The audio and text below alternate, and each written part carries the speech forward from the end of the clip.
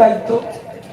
আমাদের সাথে নাকি শুভেন্দু অধিকারী খুব ভালো সম্পর্ক, ওরা বলে তো দায়িত্বটা একবার দিয়ে দেখো, জেলের যদি না ভাত খাওয়াতে পারি পশ্চিমবাংলায় রাজনীতি করাটাই ছেড়ে দেবো। শুভেন্দু অধিকারী বলতে কলকাতা পুলিশের সিপি স্যারকে খারাপ ভাষায় গালিগালাজ করলো, ধরো তো জেলের ভাত খাওয়া দরকার ছিল। লালবাগের সেন্ট্রাল লকআপে রেখে এই লালবাগের সেন্ট্রাল লকআপে যা খাবার দেয় তো আমরা খেয়েছি কয়েকজন, সেই খেয়েছি না। জাহাঙ্গীরবাগ গিয়েছিলে লালবাজারে? লালবাজারে তুমি যাবে, তোমার সৌভাগ্য এখনো হয়নি। তাই আমাদের গিয়েছে, বলেছেন বুঝতে পারে কেমন খাবার খেয়েছো তো, যাক আর বলুনি লড়াই করবেন ওই খাবারের ভয়ে। যে খাবার লালবাজার সেন্ট্রাল লকআপে খাওয়া হয়, শুভেন্দু অধিকারীকে ধরে পুলিশকে কালিকাটা পুলিশের সিপি স্যারকে গালিগালাজ করেছে, ওই ভাত খাওয়ানোর দরকার ছিল। আক্রমণ করতে করতে আমার রাজ্যের মুখ্যমন্ত্রী মমতা ব্যানার্জিকে বলছে কাশ্মীরের জঙ্গিদের সাথে যুক্ত আছে, আর ওই অপরাধগুলো নওশাদ সিদ্দিকীর বিরুদ্ধে বলতে পারে, ওদের এত বড় শুভেন্দু অধিকারী নাম দিতে ভয় পায়। আর আমরা বলছি আমার রাজ্যের মুখ্যমন্ত্রীর বিরুদ্ধে কথা বলার জন্য শুভেন্দু অধিকারীকে জেলের মধ্যে রাখা দরকার। পারবে ওরা? ওরা তো ধান্দাবাজ। মমতার ছবিটা শুধু সামনে রেখেছে, অভিষেক ব্যানার্জি ছবিটা সামনে রেখেছে, তৃণমূলের ঝান্ডাটা সামনে রেখেছে, রেখে ওদের ব্যবসা বাণিজ্য গুটিয়ে নিচ্ছে, ধান্দারি করছে। ওই জন্য ওরা আমাদেরকে দেখে দেওয়ার চেষ্টা করে। যে কথা বলছিলাম আবারও আসছি, যে তাহলে উত্তেজিত হওয়ার প্রয়োজন নাই আর আতঙ্কিত হওয়ার প্রয়োজন নাই। দিনের শেষে আপনাদের আমি বিধায়ক তো নাকি, যে তৃণমূল করে তারও আমি বিধায়ক, যে আইএসএফ করে তারও আমি বিধায়ক, যে আমাকে ভোট দেয়নি তারও আমি বিধায়ক। তার প্রমাণস্বরূপ আমি আপনাদের বলি, যখন ভাঙড়ের ভূমিপুত্র ওই রেজ্জাক খাঁকে খুন করেছিল, আমি কি বলেছিলাম একজন বিধায়ক হিসাবে, রেজ্জাক খাঁর পরিবার চাইলে আমি আইনি লড়াই লড়বো, বিধায়ক হিসাবে আমি আইনি লড়াই লড়বো। তা ওই যদি তৃণমূলের হয়ে আইনি লড়াই আমি লড়তে পারি, লড়ার জন্য আমি প্রস্তুত নেই।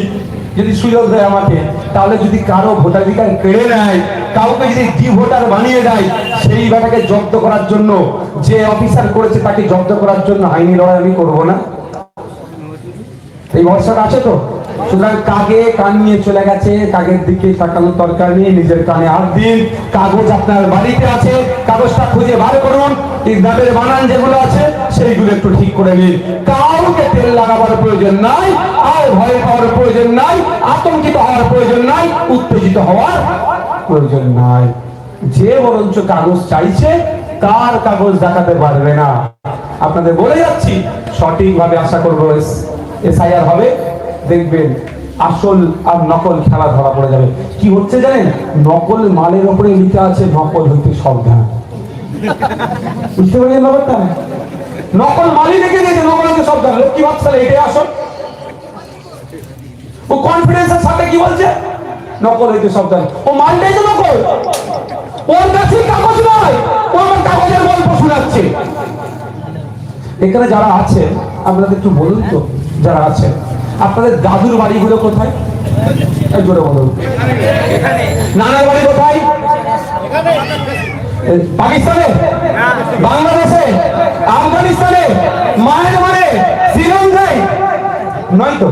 তাহলে আপনি ভয় পাচ্ছেন।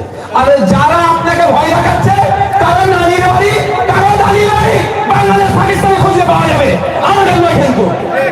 আমরা ভয় পাবো কেন? কি বলছি বুঝতে পারছো?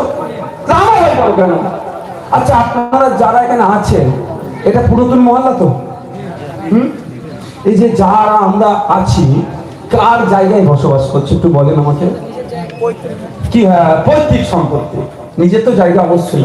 আসলে তোমাকে তৃণমূল বন্ধুরা ছেড়ে দিত, আমি ঘর থেকে বার করে দখল নিয়ে নিত, যা পাচ্ছে সমাজ রাখছে। কি বলছি বুঝতে পারছেন? কি বললাম? তাহলে আপনি যে জায়গায় বসবাস করছেন পৈতৃক সম্পত্তি, পরদাদু ছিল, দাদু পেয়েছে, দাদুর থেকে আব্বা পেয়েছে, বাবা পেয়েছে, বাবার থেকে আপনি আমি পেয়েছি, আমার থেকে আমার ছেলেরা পাবে। কাগজ না থাকলে এই ঘরে আপনি থাকতে পারতেন? ওই নটোরিয়াস ক্রিমিনাল যা পাচ্ছে পুরো ভাঙড়কে পারলে বিক্রি করে দেবে। খারাপ লাগছে নাকি? পারলে ভাঙড়কে বিক্রি করে ফেলবে, যা পাচ্ছে টাকা তুলছে। সে আপনার যদি বাড়ির কাগজ না থাকতো, বাড়ির কাগজ না থাকতো, তাহলে ছেড়ে দিত? তো আপনার বাড়িতে যে কাগজটা দলিলটা পর্চাটা আছে খোঁজ নিয়ে দেখুন, খুঁজে আছে তো বাড়িতে, ওই কাগজটা বা দেখুন, দেশ স্বাধীনের আগেকারের কাগজ আপনার পরদাদুর মাধ্যমে আপনার বাড়িতে আছে। আপনি ভয় পাবেন কেন? আপনাকে ভয় দেখানো হচ্ছে। কেন ভয় দেখানো হচ্ছে?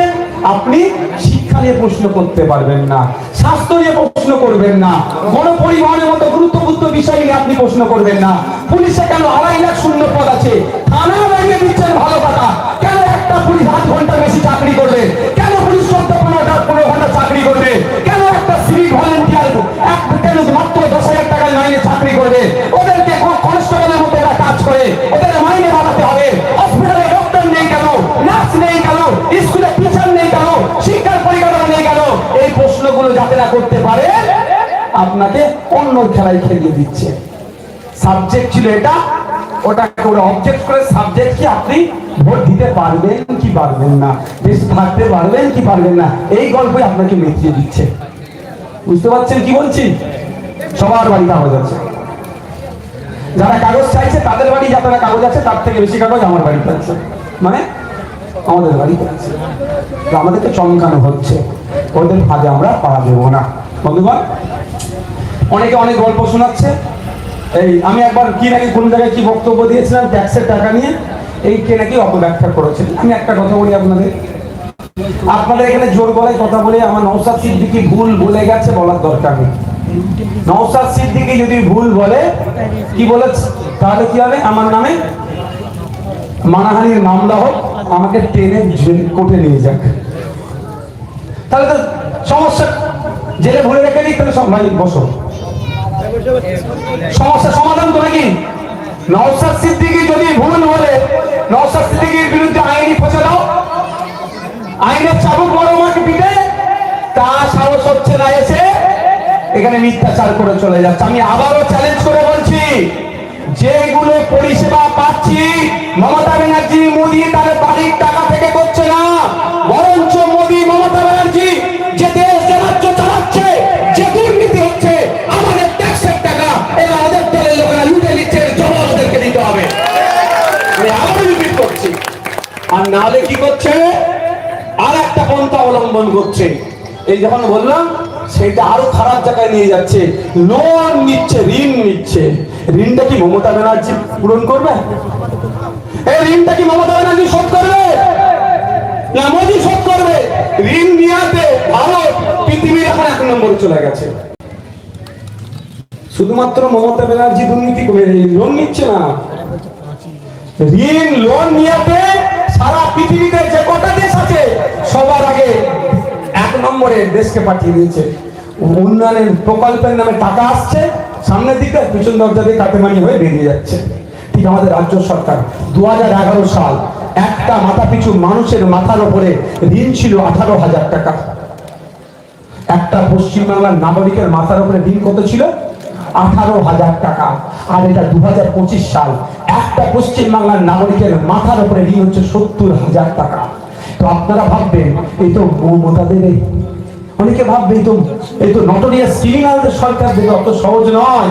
এই টাকা আপনাকে আমাকে দিতে হবে, কারণ লোনটা যেটা নিয়েছে আপনার আমার উন্নয়নের নামে নিয়েছে। লোনটা যেটা তুলেছে পশ্চিমবাংলার সরকার পশ্চিমবাংলার মানুষের মাথার উপরে চাপিয়ে দিচ্ছে। কিভাবে ঋণগুলো রিকভারি হয়? কিছু কিছু যে রিকভারি হচ্ছে, এই ফলের এই নিত্য প্রয়োজনীয় জিনিসের দাম বেড়ে যাচ্ছে না, ওখান থেকে টাকা তুলছে, তুলে ওখানে দিচ্ছে। তাহলে আমাদের ঘরেই আবার বন্দুক রেখে ঋণ শোধ করছে। তা আমি এইতে বেশি বলে সময় নষ্ট করব না। যদি কেউ মনে করে নওশাদ সিদ্দিকীর কথাটা অবাস্তব কথা, কোন আমার তৃণমূলের বন্ধুদের যদি মনে হয়, আমি তৃণমূলের বন্ধুদের বলবো, তোমাদের নেতারা আছে যাদেরকে টেনে কোর্টে নিয়ে যাচ্ছি, তারা তো আমাকে টেনে কোর্টে নিয়ে যাওয়ার সুযোগ পাচ্ছে না, আমাদের সুযোগ পাচ্ছে না টেনে কোর্টে নিয়ে যাওয়ার। তো এই সুযোগ আছে, তোমরা তাকে বলো, নওশাদ ভাই, নওশাদ বিধায়ক নওশাদ সিদ্দিকী সাহেব, নওশাদ সিদ্দিকী বলেছেন যে এই কথাগুলো বলে গেছে, চলো না কোর্টে গিয়ে একটা মামলা করি। খামা খাই খয়েরপুরে নাইকেলে গিয়ে লাভ কি হবে? খয়েরপুরের গুটি কথা মানুষ জানবে। কলকাতা হাইকোর্টে মামলা করে দাও, মিডিয়া করে দাও, সারা বাংলার মানুষ জেনে যাবে। বুক ফুলিয়ে আসবে, আইনের চড় খেয়ে মুখ ফুলিয়ে ঘরে যাবে। বুঝতে পারছেন না? শুধুমাত্র মিথ্যাচার করছে। আর একটা বিষয় বলবো, তার আগে একটা বিষয় আপনাদেরকে বলে রাখি, যখন মাদ্রাসা, মসজিদ, ঈদগাহ, কবরস্থানের জায়গা কেড়ে নেবার চক্রান্ত চলছে, এখনো চলছে, সুপ্রিম কোর্টে মামলা কিন্তু ইন্টেরিয়াম অর্ডার পাওয়া হয়েছে, ফুল অর্ডার নয়, এটা মাথায় রাখবেন। ওয়াকাফ নিয়ে আন্দোলন এখনো বন্ধ করা যাবে না, এটা মাথায় থাকে যেন। ওয়াকাফ নিয়ে আন্দোলন আমাদের চালিয়ে যেতে হবে। এই আন্দোলন যত চলবে, দিল্লি তত দেখবে কত মাথা রাস্তায় আছে, সেই রকমই কিন্তু এই পার হবে। এটা ইন্টেরিয়াম অর্ডার। এই অর্ডারে ঠিক কেমন হয়েছে জানেন? 100 টাকা আপনার কাছ থেকে কেড়ে নিয়েছে, কেড়ে নিয়ে 10 টাকা দিয়ে এখন 10 টাকা ফেরত দিচ্ছে। আমার কোথায় গেল? বুঝতে পারছেন না কি বলছি? 90 টাকা কি হলো? আমার 100 কাল আর 10 ফেরত দিচ্ছে, তাই পুরো আমার 90 হাতছাড়া হচ্ছে। ইন্টেরিয়াম অর্ডারটা কি ওই টাইপের আমাকে লাগছে। তাই বলবো, কে কিভাবে এটাকে ব্যাখ্যা করেছে সেই ব্যাখ্যায় আমি যাব না। সজাগ সতর্ক থাকতে হবে। ওয়াকাফ আন্দোলনের জন্য আমরা খুব তাড়াতাড়ি ব্রিগেডে ডাকছি, আপনারা হাজির হবেন। এবার ডাকতে পারে কে ডাকতে পারে? কে? আমরা সব ছটে বসবো, গিয়ে অসুবিধা হবে? হ্যাঁ, বড় বাজার স্টেজে থাকবো, আমরা ছটে বসে থাকবো। ছেলেরা শুধু গেলে হবে না, নারী পুরুষ সবাই নির্বিশেষে যেতে হবে। প্রস্তুতি এখন থেকে কিন্তু নিয়ে রাখুন। কখন ভাইজান খুট করে রেখে দেবে, তখন আমাদেরকে হাজির হতে হবে। বিজেপি তৃণমূলকে জবাব দেওয়ার জন্য ব্রিগেডে আমাদেরকে উপস্থিত হতে হবে। যখন এই আইনটা সবে পাস হয়েছিল, মুসলিম সমাজের মানুষ প্রচুর আতঙ্কিত ছিল না? মাদ্রাসা, মসজিদ, কবরস্থান, ঈদগাহ, মাকবারা সব কেড়ে নেবে বলছিল। একদিকে যেমন মুসলমানদের সম্পত্তি কাটবে, অপরদিকে সংবিধানে আঘাত লাগছে। এটা আমি অনেক ব্যাখ্যা দিয়েছি, কোন আর্টিকেলে কিভাবে হচ্ছে। আমার পুরাতন বক্তব্য আছে, দরকার লাগলে দেখে নিতে পারেন। সব সম্ভব না এখানে বলা, নতুন করে সময় স্বল্প, আমাকে আবার যেতে হবে আপনাদের। কোথায় ওটা বলে থাকে আবার দেখেছেন তো? বলে বুড়ো বাপ যত খাটাবে তত লাভ, যা তো পারবে ঘুরিয়ে না, তো পড়ে যেতে হবে। আমি ওই জন্য বলছি। কিন্তু তখন রাজ্যের শাসক দলের পক্ষ থেকে কি বলা হয়েছিল? মমতা ব্যানার্জি কি বলেছিলেন? যেখানে ওয়াকাফ নিয়ে গুলোগুলি করবে না, যদি আন্দোলন করার দরকার হয় দিল্লি গিয়ে আন্দোলন করবে। তবে আমাদের ভুলে যাচ্ছি না, ওয়াকাফ নিয়ে আন্দোলনের নামে এই ভাঙড়ে যেভাবে মমতা ব্যানার্জি তার প্রশাসনকে দিয়ে ধর্মপ্রাণ মুসলমানদের সাথে নোংরামি করলো, আমাদের একাধিক জনের নামে মিথ্যা মামলা দিল, 2000 ধর্মপ্রাণ মুসলমান ছেলের নামে এই মমতা ব্যানার্জি মামলা দিয়েছে। আমাদের অনেক নেতৃত্ব নামে মামলা দিয়েছে। ওই দিনকে আমি ছিলাম শিয়ালদাতে, আমার নামে ওই দিনকে শুধু 5টা মামলা হয়েছে। এর জবাব কিন্তু আগামী দিনে মমতা ব্যানার্জি সরকারকে আমরা দেব। আমাদের ওখানে নেতৃত্বটা ছিল না ঝামেলার জায়গায়। আমরা বলেছিলাম কে বাস পুড়িয়েছে, গাড়ি পুড়িয়েছে, ভিডিওটা পাবলিশ করা হোক। সব ভিডিও দেখাচ্ছে, ওই ভিডিওটা দেখাচ্ছে না কেন? আমরাও জানি পুলিশ বন্ধুদের কিছু বাধ্যবাধকতা থাকে, ওই জন্য আমরা পুলিশদেরকে বেশি কিছু করার নেই, ওদেরকে অনেক প্রেসারে থাকে, ওরাই করতে হবে, সেই করতে হবে। মনে আছে নাকি 2000 ছেলের নামে মামলা দিয়েছিল? কত? 2000 মুসলিম ছেলের নামে ওয়াকাফ নিয়ে যারা আন্দোলনে বেরিয়েছিল, নিরহ মুসলিম ছেলেদের নামে মামলা দিয়ে সব জামিন আমরা করিয়েছি। রাইনুররা করেছে, জাহাঙ্গীর ভাইরা করিয়েছে, আমাদের উসমান ভাই এরা দায়িত্ব নিয়ে কি করেছে? জামিন করিয়েছে। জবাব আমরা তাহলে দেব। আর একটা কথা কি বলেছিল? দিল্লিতে গিয়ে আন্দোলন করুন। সামনে নির্বাচন আসছে তো ভাই, নির্বাচন আসছে, নোটিফিকেশন হবে, ইলেকশন কমিশন অফ ইন্ডিয়ার হাতে যাবে, উঠবে, সাথে সাথে বাড়ির দেওয়ালে জানো, বাড়ির দেওয়ালে প্রিন্ট করে কাগজ যেন লাগানো থাকে। মাদ্রাসা মসজিদে নিয়ে যখন আমরা আতঙ্কিত ছিলাম, ঈদগাহ কবরস্থান নিয়ে যখন আমার পূর্বপুরুষ যে কবরস্থানে শুয়ে আছে, দীর্ঘদিনের মাদ্রাসা মসজিদ থাকবে না, এই বর্বর বিজেপি করে দেবে, সেই সময় যখন আমরা আতঙ্কিত ছিলাম, আপনারা আমাদেরকে দিল্লি যাওয়ার নিদান দিয়েছেন। তাই ভোটের সময় আমার বাড়ির সামনে আসবেন না, দিল্লি থেকে আপনারা ভোট চাইবেন। এটা দরজার সামনে লিখতে হবে, জবাব দিতে হবে। ভোট আপনার নিয়ে ক্ষমতার মসনদে বসে আছে, আর আপনি যখন বিপদে পড়েছেন আপনার পাশে যখন দাঁড়ায়নি, আপনাকে যখন দিল্লি যাওয়ার নিদান দিয়েছে, তো ভোটটা আসলেও আমার বাড়ির সামনে আসবেন না ভোট চাইতে, আমাদের এলাকায় আসবেন না, যান দিল্লি গিয়ে ভোট চান। দরজার সামনে লিখতে ভয় লাগবে নাকি? ভয় লাগবে নাকি? লিখতে হবে, জবাব দিতে হবে। তাহলে আগামী দিনে আপনি বিপদে পড়লে সরকার হাঁটু গেড়ে আপনার পাশে বসবে। বন্ধুগণ, এখন শাসক দল বিভ্রান্তের মধ্যে পড়ে গেছে, কোনটা করবার কোনটা ছাড়বো। আমি আপনাদের বলছি, একটু ধৈর্য ধরুন। যে যাকে রাস্তায় কোনোদিন দেখা যায়নি, ভোটের সময় দেখা যেত, 4.5 বছর আর দেখা যেত না, তারাও আজকে রাস্তায় মরে মরে চলে আসছে না? হ্যাঁ, এইটা আইএসএফ আনতে বাধ্য করেছে, ভাঙড়ের বিধায়ক আনতে বাধ্য করেছে। আপনাকে আমি কথা দিয়ে যাচ্ছি, এখন 3টে বুথের মাথায় অফিসার আসছে, 3টে বুথের মাথায় অফিসার আসছে। বিডিও অফিসার এখন 3টে বুথের মাথায় বিডিও এসে বসছে, পুরো অফিসে এসে বসছে। আমাদের সাথ দেন, রাজ্যের মানুষ যদি আমাদের সাথ দেন, আমি কথা দিচ্ছি আপনাদের পুরো বিডিও অফিসকে আপনার বাড়ির দরজায় হাজির করে দেবো। আপনারা আমার বাপের বয়সী লোকেরা কোনোদিন দেখেছেন 3 মাথার বুথে বিডিও অফিসার এসে বসে আছে? ভিডিও থেকে কোনোদিন দেখেছেন? এই প্রথম দেখছেন তো? চাপে পড়ছে তো। ঠালাই পড়লে বিড়াল গাছে উঠে দাঁড়াও, বিড়াল গাছে কোথায় বিড়ালকে তুলবো পোস্টের মাথায়? শুধু আপনারা একটু আমার সাথ দেন, আইএসএফের সাথ দেন। কথা দিচ্ছি আপনাদের, অফিসার এখন 3টে বুথের মাথায় এসেছে, চিকের মাথায় এসেছে। ওই অফিসার আপনার দরজার সামনে দাঁড়িয়ে বলবে, বাবু তোমার কি কি পরিষেবা পাচ্ছ কি পাচ্ছ না সেটা অবশ্য ঠিক করে দিচ্ছি। এই দিনটা অপেক্ষায় আপনারা থাকবেন না? এই দিনটা অপেক্ষায় আপনারা আছেন না? আমি তো বিশাল আছি, শুধু আপনারা আমাকে একটু সুযোগ দেবেন। রাজ্যের মানুষকে বলবো, সুযোগ দেন, বাধ্য হবে। আর এটাই হওয়া দরকার। ভোটের সময় মোড়ে মোড়ে এসে ভোট চেয়ে চলে যাচ্ছ, আর 4.5 বছর তুমি তোমার এমএলএ অফিসে বসে থাকবে। এখন ট্রেনে নামাচ্ছি এসি রুম থেকে, এখন এসি রুম থেকে বার হচ্ছে তো নাকি? ওই ভাঙড়ের বিধায়কের ঠালাই করে দেওয়া হচ্ছে, হয়তো গুঁতো দিয়েছে কালীঘাট থেকে। ওরা সংযুক্ত মোর্চার এক বিধায়ক বিরোধী, কখনো ভাঙড় আর কখনো দিনাজপুর, কখনো ভাঙড় কখনো পুরুলিয়া, ভাঙড় দক্ষিণ 24 আপনার মন্দির বাজার, ভাঙড় বসিরহাট, ভাঙড় নদিয়া, ভাঙড় মালদা, ভাঙড় মুর্শিদাবাদ, ভাঙড় রায়গঞ্জ। যদি করতে পারে তোমরা তোমার বুঝতে পারবে না? হয়তো ঝাড় দিয়েছে, বাধ্য হয়তো রাস্তায় নামছে। তো আপনারা সাথ দিলে এটা পুরো পার্মানেন্ট। আমি আপনাদের বলছি, 5 বছর আপনাদের সাথে ঘুরতে হবে। চাচা চাচা কাকা কাকা যেমন ভোটের সময় করে না, পায়ে হাত দিয়ে নমস্কার করে নেবে, দোয়া চাইবে পায়ে হাত দিয়ে। আর ভোট মিটে গেলে ওই চাচা ওই কাকা কোনো একটা সই করতে গেলে জুতো ছেড়ে যায়। হ্যাঁ, আজকে বার করে দিচ্ছি তো, হালুয়া টাইট হয়ে গেছে। এখন কি হচ্ছে? এখন বিভিন্ন এলাকায় ঘুরছে না, বিভিন্ন জায়গায় কার জন্য ঘুরছে? আপনাদের বিধায়কের জন্য, আপনাদের জন্য। তো দৃষ্টান্ত তৈরি করেছেন।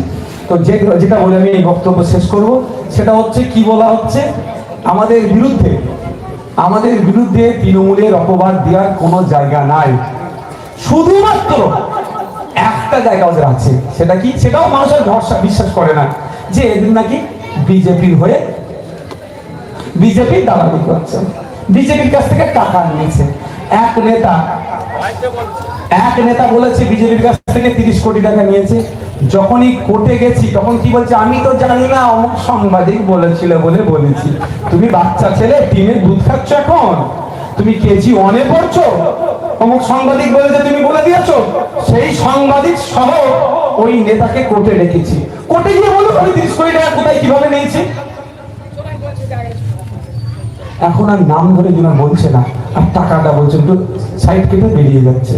আমি তো বলেছি, ও তো ছোটখাটো নেতা, রাজ্যের মুখ্যমন্ত্রী, তৃণমূলের সুপ্রিমো মমতা ব্যানার্জির সাহস থাকলে বলুন, কবে কোথায় কত টাকা নিয়েছি। এই 3টে কথা, কবে কোথায় আর কত টাকা। কি বলে বলুন তো? ওই একটা দল বেরিয়েছে বিজেপির সুবিধা করে বলে বেরিয়ে যায়। বিজেপির টাকায় কি হাওয়াতে পাম খেয়ে গাপাচ্ছে, এই ধরনের বলে বেরিয়ে যায়। আর আমি শুধু অপেক্ষায় আছি, কবে কোথায় কত টাকা। এই 3টে যেই দিন পেয়ে যাব, সে রাজ্যের মুখ্যমন্ত্রী কি দলের সুপ্রিমো দেখবো না, তাকেও আমি আপনাদের বলে যাচ্ছি, ট্রেনে কোর্টে হাজির করবো। প্রমাণ করতে হবে। আপনি আমার নামে অভিযোগ দিয়েছেন, আমার সম্মানে আপনি আঘাত দিচ্ছেন, প্রমাণ করুন কোর্টে এসে। এছাড়া বলতে পারবে না, বলার জায়গা নেই। তবে আপনাদের বলি কি, আপনারা যারা এখানে উপস্থিত আছেন, আচ্ছা বিজেপি যদি আপনাকে সিঙ্গেল ভোটের টাকা দেয়, আপনি বিজেপিকে ভোট দেবেন? বলুন একটু, জোরে বলুন। কেন ভোট দেবেন না? কেন? সে মুসলমানদের উপর আঘাত দিচ্ছে, সে দলিতদের উপর অত্যাচার করছে। কদিন আগে এক দলিতকে মেরে পান করতে বাধ্য করেছে। সে আদিবাসীদের উপর অত্যাচার করছে, জল জমি জঙ্গলের আদিবাসীদের স্বাভাবিক অধিকার কেড়ে নিচ্ছে, ওয়াকফ কেড়ে নেওয়ার চেষ্টা করছে। এক কথায় সে দলিত আদিবাসী পিছিয়ে পড়ে মানুষের সাথে সে চরম অন্যায় করছে। তার জন্যই তো নাকি, তাহলে আপনাকে যদি টাকা দেয়, আপনি যদি না ভোট দিতে পারেন, টাকা দিলে আপনি ভোট দেবেন নাকি? ভোট দেবেন নাকি? তাহলে ভাবেন, যদি আপনি বলেন যে আমাকে টাকা দিলে আমি ভোট দেবো না, তাহলে আমি তো আপনারই মধ্যে ভাই, আমি তো আপনারই মধ্যে, তাহলে আমাকে ভরসা কিভাবে পাবে না? দু নম্বর কথা হচ্ছে যে বিজেপি ওয়াকফ সম্পত্তি লুট করার চেষ্টা করছে, যে বিজেপি জঙ্গলের আদিবাসীদের স্বাভাবিক অধিকার কেড়ে নেওয়ার চেষ্টা করছে, যে বিজেপি রাজত্বে দলিতকে মেরে পিসা খাওয়ানোর ব্যবস্থা করছে, যে বিজেপি আমলে আদিবাসী বাচ্চা উচ্চবর্ণের, তথাকথিত উচ্চবর্ণের আপনার কলে পানি দিতে পান করার জন্য পিটিয়ে মেরে দিয়েছে, যে বিজেপি আমলে উত্তরপ্রদেশে গত 5 দিনের কথা বলছি, গত কালকের কথা বলছি, একটা দলিত 17 বছরের ছেলে, অনিকেত নাম, মাত্র 17 বছর বয়স, সেই ছেলেটি জন্মদিন পালন করেছে কেক কেটে। এটা তার অপরাধ হয়ে গেছে। তুই দলিত, তোর তো সাহস কোথা থেকে এলো? তথাকথিত উচ্চবর্ণের মানুষ দ্বারা ওই ছেলেটিকে খুন করেছে, সেই বিজেপির হয়ে আমি লড়াই করবো? ওদের মনে থাকতে পারে, কেন জানেন? ওরা ফেস টাইমে নেতার সাথে যোগাযোগ করে। বুঝতে পারছেন কি বলছি? এটা দিয়ে ওদের বলুন একটা প্রমাণ দিতে, বলুন, যে প্রমাণের ভিত্তিতে যে আমাদের সাথে ওদের মিলে চলবে। কিন্তু আমি আপনাদের বলি, আজকে গল্প শোনালে হবে না। আমি আমার নামে কোনো প্রমাণ দিতে পেরেছে ভাই? উড়ো কথা বলেছে। আর আজকে রেকর্ড করুন। আমার বক্তব্য যদি আমার কোনো তৃণমূলের বন্ধুর কানে যায়, একটু বলছি মিলিয়ে দেখে নেবেন। সালটা 1998, কংগ্রেস ভেঙে তৃণমূলের জন্ম হলো। কার হাত ধরে হলো? কার সহযোগিতাতে হলো? একটু খোঁজ নিয়ে দেখুন। আমরা অনেক আগে থেকে বলছি, লেটেস্ট সংযোজন করে দিয়েছে বিজেপির রাজ্য সভাপতি শ্রমিক ভট্টাচার্য সাহেব। কি বলেছে? লেবার রুমে যদি বিজেপির দুটো বর্ষিয়ান নেতার নাম বলেছে, ওরা না থাকলে তৃণমূলের দলটাই জন্ম হতো না। এবার বলুন, মমতা ব্যানার্জি কার হাত ধরে পশ্চিমবাংলায় বিজেপি কে নিয়ে সেই পশ্চিমবাংলায় দল তৈরি করেছে? বিজেপির হাত ধরে তৃণমূলের জন্ম হয়েছে। এক কথায় বিজেপির গর্ভে তৃণমূলের জন্ম হয়েছে। আজকে ওরা আমাদেরকে শিখাচ্ছে, ফ্রন্টে নিয়ে এসে বিজেপিকে লড়াই করবো। কে বলেছিল? আর আজকে বিজেপির বারবার কে চুপ করে সহ্য করছে? আমাদের রায় উত্তরে আপনার ল মিনিস্টার নয়, আমাদের জাতীয় ভাই নয়, স্বরাষ্ট্র দপ্তরের মন্ত্রী নয়, আমাদের আমরা তো আমি নয়, আপনার কি বলে আপনার ফুলেন সাপ্লাই মিনিস্টার নয়, সব তো তৃণমূলের আছে, সব শাসকে আছে। তাহলে পশ্চিমবাংলায় লাইন অর্ডার দেখানোর দায়িত্ব কার? রাজ্য সরকারের, মমতা ব্যানার্জি। তাই আমলে দেখছেন না মব লিঞ্চিং হচ্ছে, পিটিয়ে মেরে দিচ্ছে। কে করছে? তারা যুক্ত, যারা পিটিয়ে মারছে, ধর্মের স্লোগান দিয়ে মারছে, তাদের যখন একদিন দুদিন পরে জামিন হয়ে যাচ্ছে, মালা কারা পড়াতে যাচ্ছে, আরএসএস বিজেপি কারা পড়াতে যাচ্ছে। পরিজাত গাঙ্গুলি, আপনি গিয়েছিলাম, আপনারা জানেন, ও অ্যারেস্ট করতো না যদি না যে হুমকি দিতাম। ওর নামটা হচ্ছে আপনার দুর্গাপুরে যেই ছেলেটি, যার নেতৃত্বে এই অন্যায়গুলো হচ্ছিল, গরুওয়ালা গরু ব্যবসায়ী তারা, তার জবাই করার জন্য নয়, তারা গরু নিয়ে এসে চাষের জন্য বিক্রি করছিল। পড়ছি ফাটার পরে তাদের উপর প্রাণঘাতী হামলা চালিয়েছিল। যে কুলঙ্গার হামলাটা চালালো, যে দেশদ্রোহী হামলাটা চালালো, তাদের মালা কারা পড়াচ্ছে? বিজেপি পড়াচ্ছে। আর যারা জামিন তারা পাচ্ছে কি করে? কে সহযোগিতা করছে?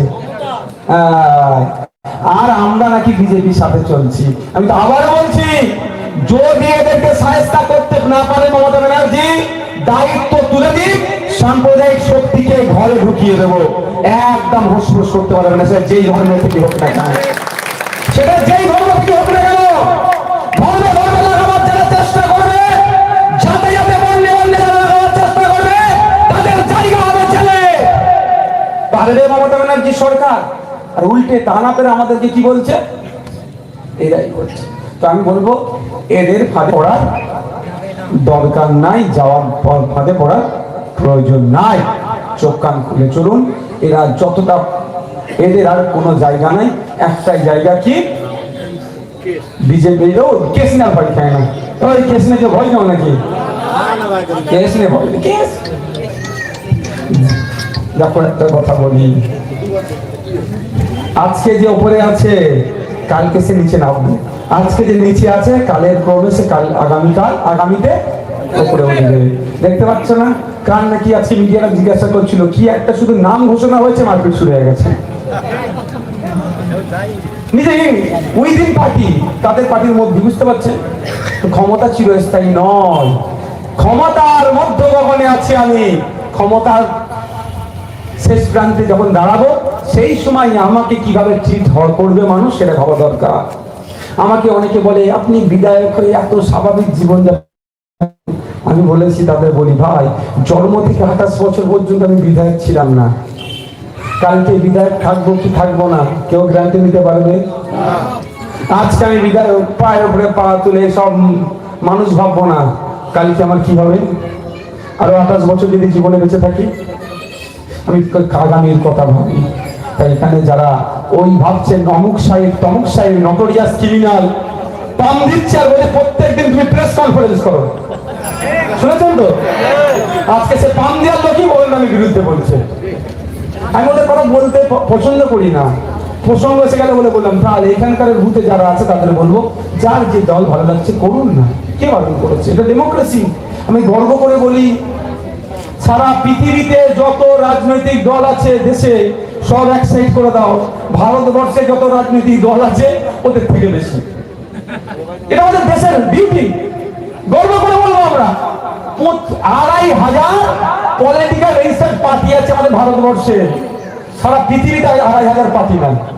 এটা আমাদের গর্বের বিষয়। যার যেটা ইচ্ছা করবে, ভাঙড়ে 2500 পার্টি এসে যায়, 2500 ঝান্ডা উড়বে, কত বেশি খুশি, যার যাকে ভালো লাগে ভোট দেবে। তাহলে মারামারি হানাহানি কেন? কারো কথাই শুনে বাড়ি খেয়ে যাওনি ভাই, বাড়ি খেয়ে মরবে। যখন কেস কাবারি খাবে ওই রকমই হবে। ওই দলের লোকরা স্বীকার করেছে, আমার দলের লোকেরা আমাকে মেরে ফেলতো আর রাজ্যের খান মতো করে দিত। ক্ষুধার মার দুনিয়ার বার, দেখছো ওদের দলের লোকের মুখ থেকে ক্ষুধা প্রমাণ করিয়ে দিল সৃষ্টিকর্তা, ওদের দলের মুখে রক্ষা করে দিল। যাক, ওর সঙ্গে যাচ্ছি না। তাই আপনাদের বলবো বিভ্রান্ত হওয়ার কোনো জায়গা নাই, যে আগামী দিনে আমাদেরকে লড়তে হবে আমাদের অধিকার বুঝে নেওয়ার জন্য। একটা প্রসঙ্গে ওরা বলতে পারে, তাও আমি আজকে ওষুধটা দিয়ে যাচ্ছি কি, যে আইএসএফ নাকি ভোট কেটে বিজেপিকে নিয়ে আসবে, তৃণমূলের অসুবিধা হবে, এটা ছাড়া ওদের বলার রাস্তা নাই। তো আমি চ্যালেঞ্জ করেছি একটা এগ্রিমেন্ট হোক মমতা ব্যানার্জির সাথে আব্বাস সিদ্দিকীর। মমতা ব্যানার্জি তৃণমূলের সুপ্রিমো আর আমাদের পার্টির প্রতিষ্ঠাতা প্রাণ পুরুষকে ভাইজান, একটা এগ্রিমেন্ট হোক, আমরা যেখানে যেখানে প্রার্থী দেবো যদি আমাদের ভোট কাটাতে বিজেপি চলে আসে তাহলে তৃণমূল যা শাস্তি দেবে আমরা মাথা পেতে মেনে নেব। আর এগ্রিমেন্টে লেখা থাকবে যেখানে যেখানে তৃণমূল প্রার্থী দেবে ওখানে যদি বিজেপি এসে যায় আইএসএফ যে শাস্তি দেবে এটা মেনে নেবে। কি গো তাই না? খুব ছুটকা দিয়েছি না, সাইজ করে ফেলবো। কি ভুল বলছি নাকি? দুদিক থেকে চ্যালেঞ্জ হোক, আমরা প্রার্থী দিলে ভোট কাটলে বিজেপি যদি চলে আসে তৃণমূল যা শাস্তি দেবে পিঠ পেতে রাখবো, মার মেনে নেবো। আর তৃণমূল যেখানে প্রার্থী দেবে যদি বিজেপি চলে আসে তাহলে বলুক এগ্রিমেন্ট হোক। আজকের পর থেকে দিকে এই গল্প শোনাই, আইএসএফ প্রার্থী দিলে বিজেপি চলে আসবে, ভাইকে এগ্রিমেন্ট কর, এগ্রিমেন্ট কর। আব্বাস ভাইজান করবে না, ভয় আছে। বুঝতে পারছেন তো, ওরাই তো বিজেপিটাকে নিয়ে আসবে। আমি একটা উদাহরণ দিয়ে শেষ করবো, অনেক বলতে পেরেছি। এই রাস্তাটা দেখতে পাচ্ছেন, এটা কি পাকা রাস্তা? তো পাকা রাস্তা না, শুধু দিয়ে আটা ছেলে তো বুঝতেই পারছে। তো বুঝতে পেরেছে, এই যে এখন তাও বলছি পাকা রাস্তায় অবমাননা করতে চাইছি না, পাকা রাস্তা। এই পাকা রাস্তাতে আমি যদি বলি এখানকার খড়গপুরের মানুষকে, জাহাঙ্গীর ভাই, আমাদের ভাই যারা আছে, যে ভাই আমার জন্য জান দিতে হবে, হাত তোলার প্রয়োজন নেই, একটাও হাত মনে হয় আমার নিচে থাকবে না, মানে সবাই হাত তুলবে জান দেওয়ার জন্য প্রস্তুত আছি, তাই তো? আমার হাতটা তুলতে হবে, যার সঙ্গে বলছি, তাই তো নাকি? জান দেওয়ার জন্য রেডি তো আপনারা আমার জন্য? হাত তুলতে হবে, হাত তুলতে হবে ভাই, ওরা ভয় খেয়ে যাবে, বলে দেখো ছেলেগুলোকে উত্তেজিত করছে, এমনি আমাদের আতঙ্কিত, আবার যেন হাত তোলাচ্ছে ভাই, ওদের বিরিয়ানির টাকা নিয়ে হাত তুলতে চায় না। আমি ভিডিও দেখছি, কেউ বক্তব্য দিচ্ছে আর একটা ছেলে চেয়ারে বসে ভিডিও করে যাবার, তার ওয়ালপেপারে আমার ছবি, নিশ্চয়ই বিরিয়ানির 500 টাকার কেস আছে।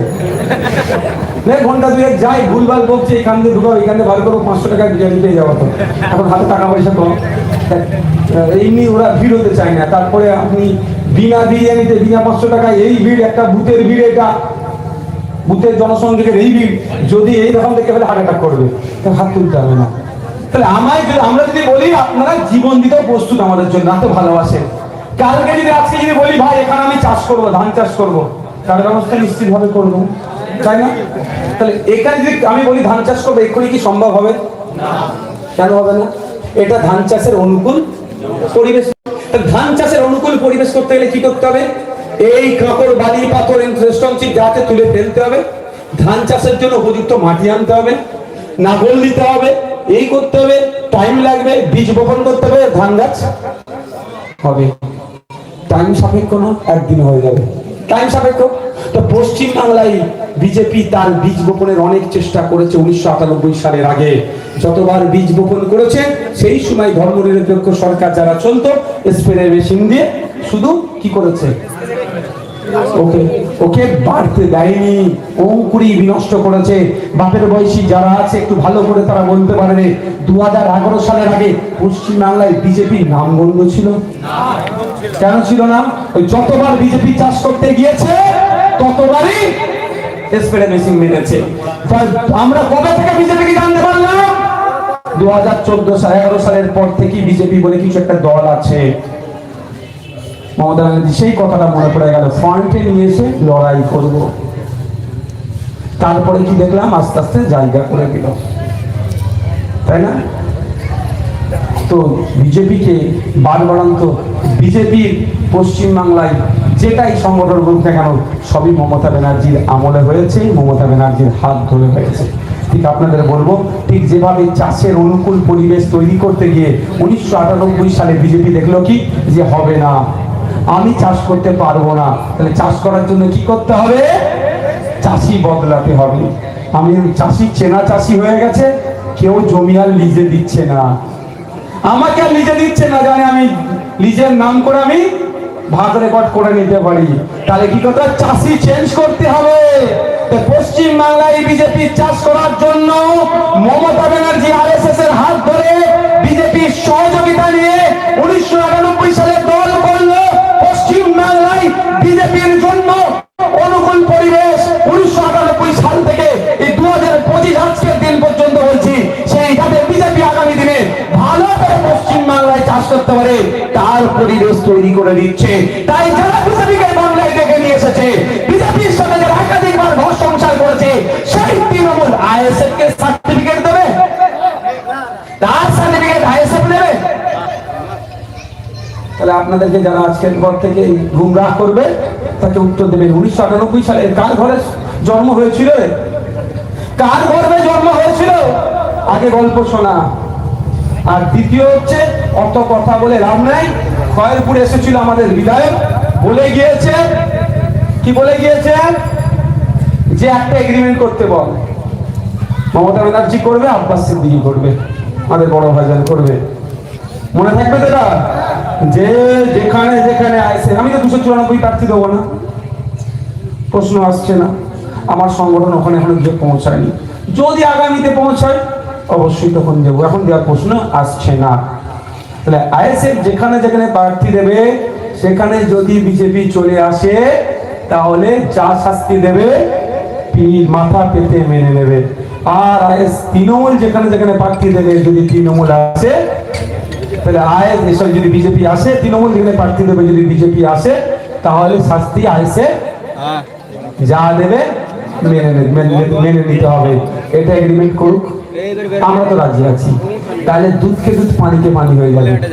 কথাই আছে না, দুধে পানি মিশাই, গাছকে ওটা চলবে না, ওই প্রভাবটা বন্ধ করে দিতে হবে। বলতে পানিতে কতটুকু দুধ মিশিয়েছিস ভাই, দুধে আর পানি মিশানোর প্রভাব চলবে না। এখন পানিতে দুধ মিশাচ্ছে এরা। ওই নকল মালের উপরে লেখা আছে নকল হইতে সাবধান। বিজেপিকে খাইয়ে দাইয়ে পুষ্ট করে আপনার বাড়ির সামনে দাঁড় করিয়ে রেখে গল্প শোনাচ্ছে নওশাদ নাকি বিজেপিকে নিয়ে আসছে। হ্যাঁ, আমি তো পুলিশ মন্ত্রী, ওই জন্য শুভেন্দু অধিকারীকে ছেড়ে রেখেছি। আমি তো পুলিশ মন্ত্রী, ওই জন্য অর্জুন সিংকে ধরে জেলের হাত খাওয়াচ্ছি না। আমি তো পুলিশ মন্ত্রী, ওই জন্য ছেড়ে রেখেছি। আমি তো পুলিশ মন্ত্রী, ওই জন্য সুকান্ত মজুমদার রাত দিন মুসলমানদেরকে গালাগালি করছে, আমি হাসছি মনে মনে মুচকে মুচকে, তাই না? তাহলে পুলিশ মন্ত্রীর কাজটা কি? ও জাহাঙ্গীর ভাইয়ের নামে মিথ্যা মামলা সাজানো, আইএসএফ এর কর্মীদের নামে মিথ্যা মামলা সাজানো, এই কাজ হচ্ছে পুলিশ মন্ত্রী।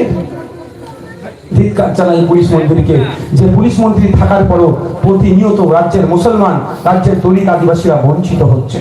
এই পুলিশ মন্ত্রীকে আমরা ধিক্কার জানাই। আজকে বক্তব্য এখানে সমাপ্ত করলাম। এই অনেক বেশি ডোজ হয়ে গেছে, তো নিতে পারবে না। কি গো, না না নিতে পারবে না।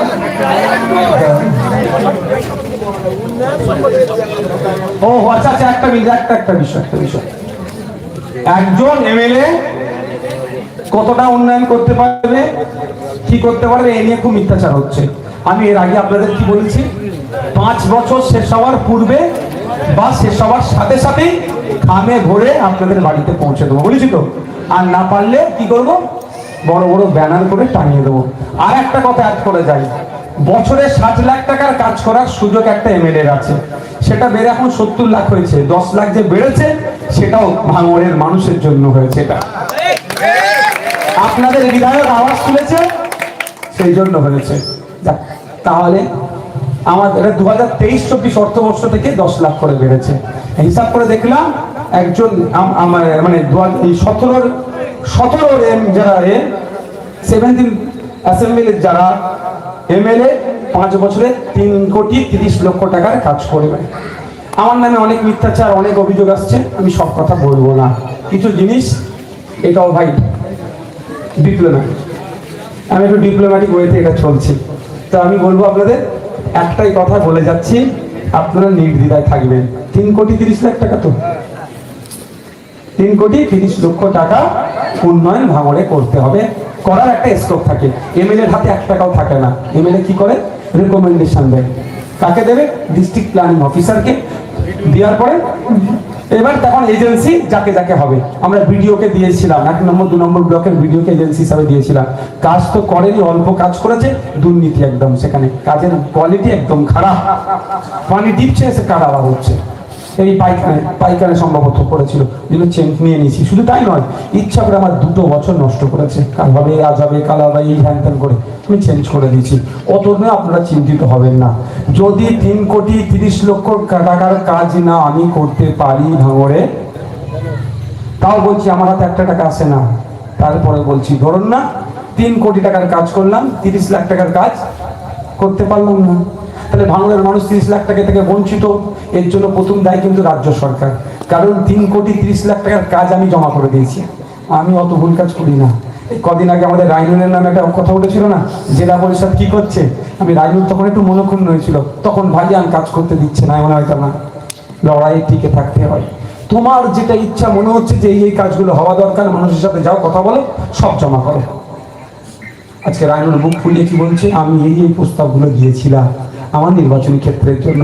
আমি 3 কোটি 30 লাখ টাকার কাজের প্রস্তাব অলরেডি জমা করে দিয়েছি। যদি আটকাই তাহলে সরকার ব্যর্থ। তারপরে আমার ডিউটি আছে, আমি আপনাদের কথা দিয়ে যাচ্ছি। 3 কোটি 30 লাখের মধ্যে যদি আমি 3 কোটির কাজ করি, 30 লাখ টাকা তাহলে কি হলো, বাকি রয়ে গেল। ওই 30 লাখ টাকা আমি ঘর থেকে নিয়ে এসে ভাঙড়ের মানুষের হাতে তুলে দেবো।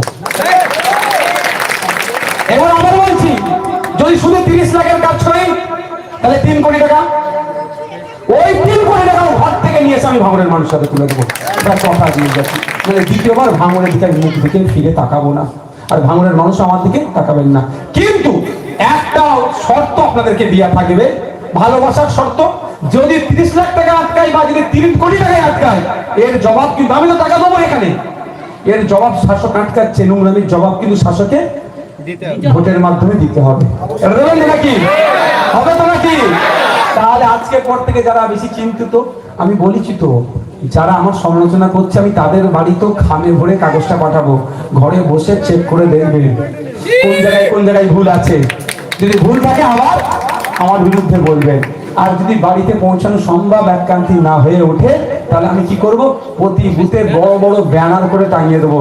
অন্তত তৃণমূলের বন্ধুদের বলবো, ভোরবেলা ভোর হওয়ার আগে আগে রাতের অন্ধকারে এসে আপনি একটু দেখে নেবেন ওতে কোথায় কোথায় ভুল আছে। যদি ভুল থাকে তাও সমালোচনা করবেন।